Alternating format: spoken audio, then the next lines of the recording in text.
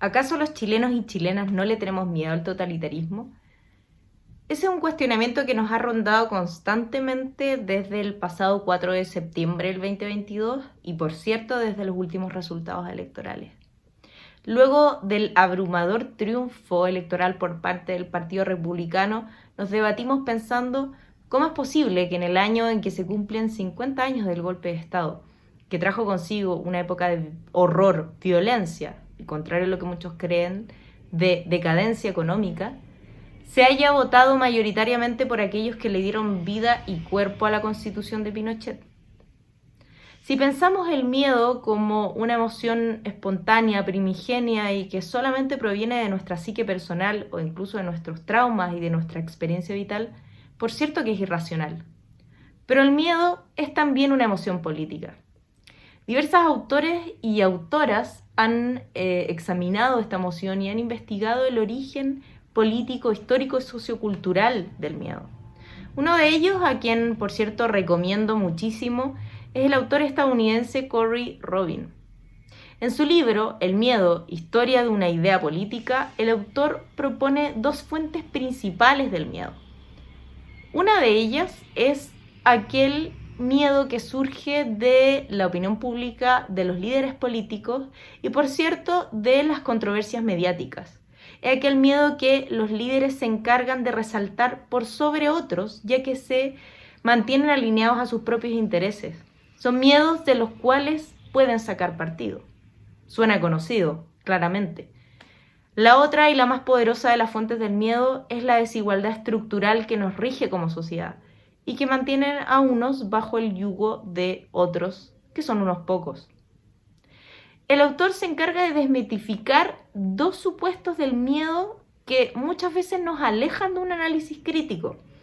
El primero de ellos es la idea del miedo como un motor de cambio, como algo que no solamente nos protege de amenazas externas, sino que nos impulsa a ser sociedades más civilizadas, de revitalizar y reconstruir valores y, por cierto, de construir un mejor futuro como sociedad.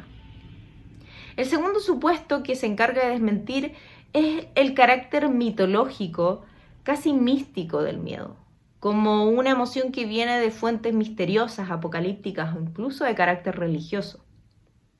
Es relevante esto y es muy aplicable para el análisis contingente que vivimos en Chile, ya que claramente el miedo fue una herramienta fundamental para las campañas de la ultraderecha. Un miedo direccionado que se encarga de construir un enemigo, o como diría el autor chileno Carlos del Valle, del proceso de enemización, que se construye a través de los medios y nos presenta como amenaza a aquellos que solamente son muchas veces consecuencia del sistema que pretende sustentar el poder de algunos. Por ejemplo, el enemigo no sería el patriarcado, no, serían las identidades de género. El enemigo no sería el sistema económico neoliberal, no, por cierto que serían los inmigrantes. El enemigo no sería la violencia estructural a la cual nos someten las desigualdades de poder, sino que serían las comunidades indígenas, y así sucesivamente se va construyendo día a día, matinal a matinal, noticiero a noticiero, un enemigo que la mayoría de las veces es nuestro vecino, y a quien es mucho más fácil segregar y rechazar. Estos discursos públicos son tremendamente convenientes para las élites económicas, dentro de las cuales, por cierto, figura el Partido Republicano y la mayoría de los adherentes de ultraderecha, ya que nos distraen de las verdaderas amenazas que nos mantienen bajo el yugo del poder, que nos impiden acceder a la educación y al conocimiento, que, por cierto, son un obstáculo para luchar por valores fundamentales como la libertad y el acceso a derechos básicos. Estamos tan distraídos y ajenos al reconocimiento político de esta emoción que somos presa fácil de la manipulación cultural que se hace de nuestros temores más íntimos. Por cierto que es legítimo temerle a la pobreza. Por cierto que es muy comprensible temerle al crimen organizado. No se trata de negar esto como problemas políticos de los cuales hay que hacerse cargo, pero se trata de no distraer la discusión de las verdaderas fuentes de aquello. La escritora y socióloga feminista Sara Ahmed nos habla de la construcción de la otredad, aquella que se encarga de acallar algunos cuerpos y, por el contrario, de darle voz a otros. No debemos dejarnos engañar. Lejos de preocuparse por nuestra seguridad, el Partido Republicano pretende acallar a algunos cuerpos y a aquellos que siempre han mantenido bajo el zapato.